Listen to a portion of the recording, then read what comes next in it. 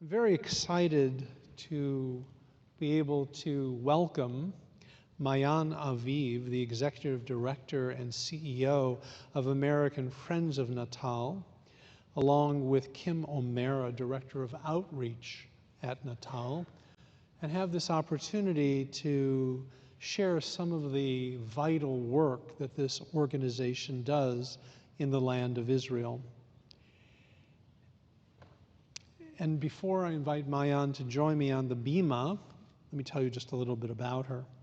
She grew up in northern Israel, attended Queens College. She worked at Aline Hospital Pediatric and Adolescent Rehabilitation Center in Israel before coming to Natal. And we're so happy, Maayan, that you're here, so please join me. Shabbat Shalom. Shabbat Shalom. I'm happy to say, Maayan, that a conversation about Natal is not a new one for this congregation.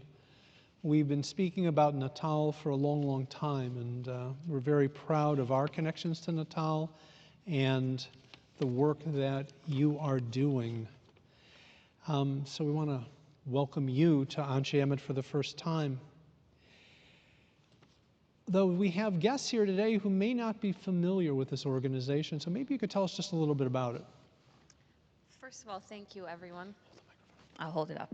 Thank you, everyone, and thank you for allowing us to be part of this service, Rabbi.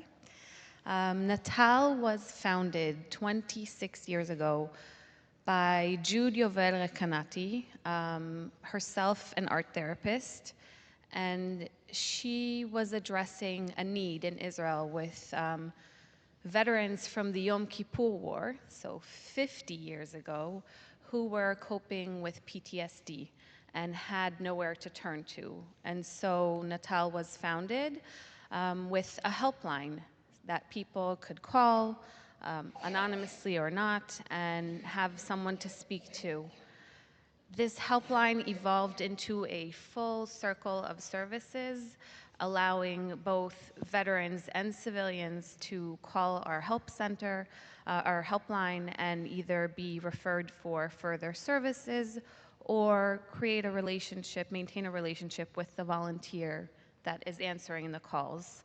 The focus at Natal is really not only to treat the individual, but the circles around, so immediate family, friends, community, and so on.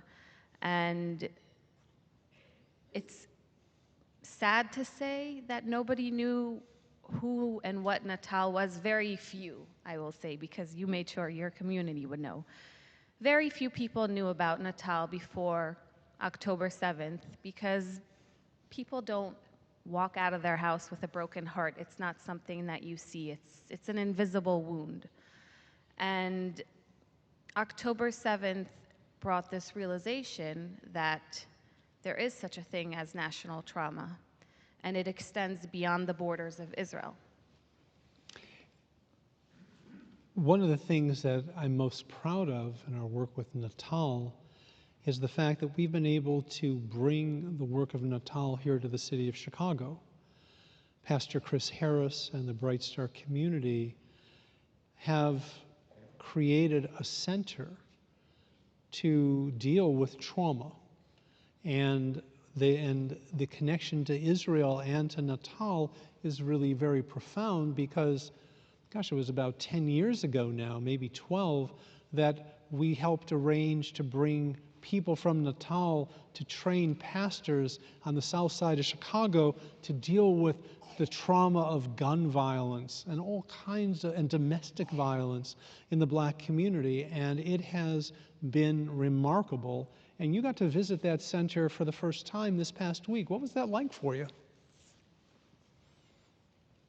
It was inspiring to see a community that learned a model of treating people with trauma and tailored it to their needs and their people. And they are so proud of the connection to Natal and how it came about. You know, Pastor Harris said it was divine intervention. It was a calling that told him to continue going with NATAL, and even though they've evolved and developed so much servicing their community, it's always humbling to see how people remember where that first insight, that first knowledge came from to them. And I am very hopeful after seeing the Turn Center that we can help build more communities like this. Right. Certainly that's our goal, is to replicate the Turn Center around the country. And I would say that it was divine intervention plus a lot of hawking from a particular rabbi to make sure that we did that. But I know that NATAL's also doing important work with first responders in the United States as well. Can you talk about that? Yeah, so NATAL had a training with first responders in New Jersey and the National Guard of Illinois last year. And it's really taking that expertise, that 26 years of understanding that those first responders, they've become a part of the circle of trauma, and we have to practice what we preach and self-care, because that's what is going to build the resiliency that Israel at large needs right now. But certainly it starts small. It starts with your family, with your friends, with your community. And I got to visit the New Jersey firefighters. It's probably my first month on the job. And to hear from them what an impact it's made. A story from a firefighter who had to go in a house and that was burning down, and he himself was injured. And he told me going in, it was the mantra that he learned from the NATAL training, that understanding what is happening to you made him stronger and able to process. Not overnight, but he had the tools to do so. It's such important work. And as you noted, there can be national trauma as well. It's interesting that last week when we read from the Torah, we read of the golden calf story and the breakdown of a community. It was really a national trauma. So it's instructive to us that the very first word of this week's portion is vayakel, to bring a community together to heal, to bring a congregation, to bring a nation together to heal. And I think that NATAL works at that really brilliantly. But help us understand a little bit about the world that was before October 7th and the world after October 7th, statistically, and what you've seen. Like, how many calls were the call-in centers getting before October 7th, and what happened afterward? NATAL has seen a growth of between 3 to 4 times as an organization in the capacity of who we serve and how many. So how many calls a week would you be getting before October 7th? I would say probably 1,000, with an uptick in the event of some sort of crisis in Israel. Mm-hmm. So 1,000 calls, and you're saying that there was an uptick after October 7th, that now you were getting 3,000 to 4,000 calls. We've essentially, in 5 months, received over 24,000 calls, which is equivalent to about a year's worth of calls.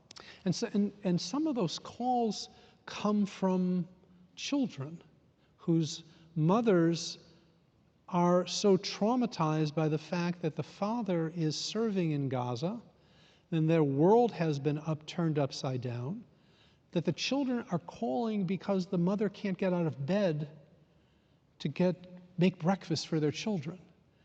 And the fact that a trained NATAL representative can have the child give the phone to the mother and talk to the mother and help her begin to gather herself to act. That's just one of thousands of stories, but you must hear these things every day.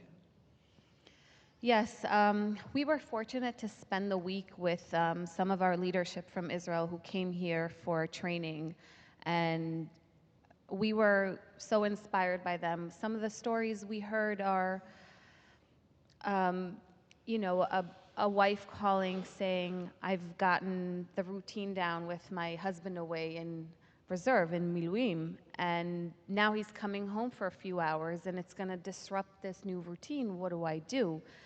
And sometimes all you need is a trained volunteer on the other line to break it down. And it's not that the volunteer is going to solve the problem in a phone call.